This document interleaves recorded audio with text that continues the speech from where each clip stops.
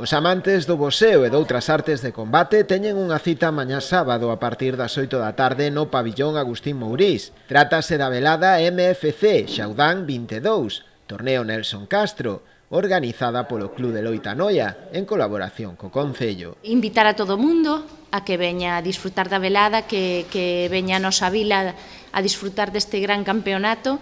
e decir ademais que cúmprese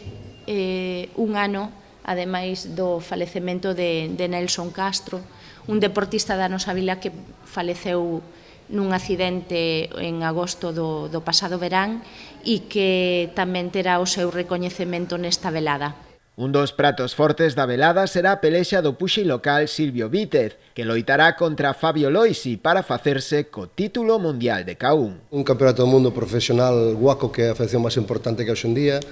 donde o noso campeón de Europa Silvio Vítez tratará de gañar para Noia por primeira vez, que nunca tivemos un deportista a tan alto nivel,